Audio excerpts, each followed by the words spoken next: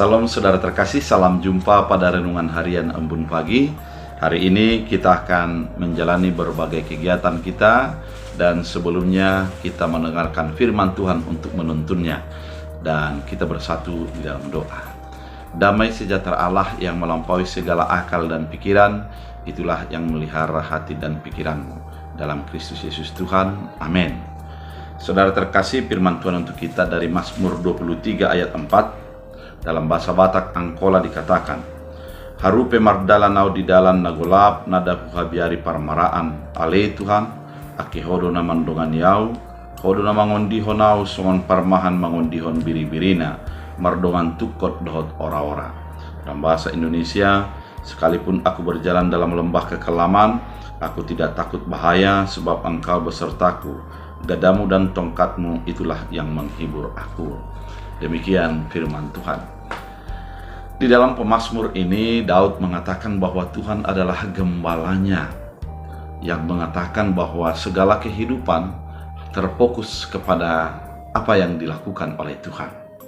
Kemudian di dalam ayat 4, bagaimana Tuhan sebagai gembala itu bukan terlepas daripada hukuman, bukan terlepas daripada teguran, namun dia memberikan teguran berupa tongkat dan gada.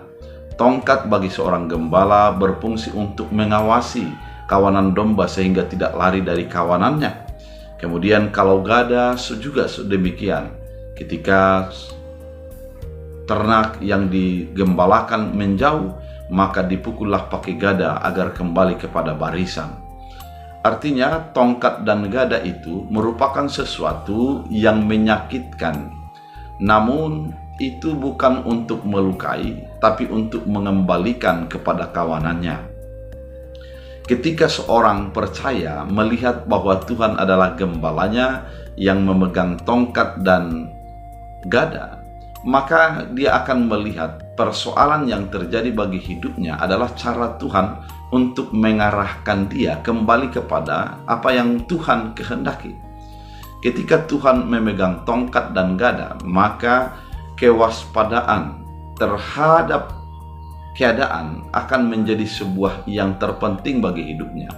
Ketika ada masalah, ketika ada pergumulan, ada persoalan yang begitu berat, maka dia tidak akan menjadi menyalahkan Tuhan, namun dia akan mendengarkan apa yang diinginkan Tuhan di dalam kehidupannya melalui tongkat yang di tangan gembala. Saudara terkasih, orang percaya itu tidak akan menggerutu, tidak akan bersungut-sungut ketika masalah hinggap di dalam dirinya. Dia akan menjadi merasa ada Tuhan yang memelihara, ada Tuhan yang menjaga, ada Tuhan yang mengingatkan dia di dalam apa yang dia jalani, sehingga dia akan selalu fokus kepada keinginan dan kehendak Tuhan. Dalam kehidupan kita saat ini, yang terpenting adalah menjadi menyadari ada Tuhan yang sebagai pengarah kehidupan kita. Terkadang kita lupa akan keinginan Tuhan ketika kita menjalani kehidupan sehari-hari, ketika kita di dalam kesuksesan, ketika kita dalam keberhasilan, atau ketika kita di dalam masalah, kita menjadi menggerutu, mengatakan bahwa Tuhan itu tidak baik. Apalagi doa-doa yang kita panjatkan terasa tidak terjawab dan tidak ada sebuah solusi daripada apa persoalan kita.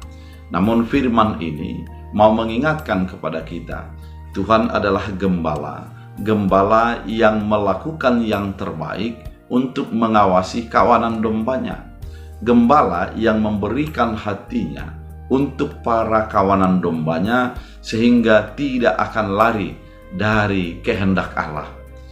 Ketika gembala itu membolehkan segala sesuatu terjadi, maka seorang domba itu akan menyadari, inilah cara Tuhan yang terbaik di dalam kehidupanku.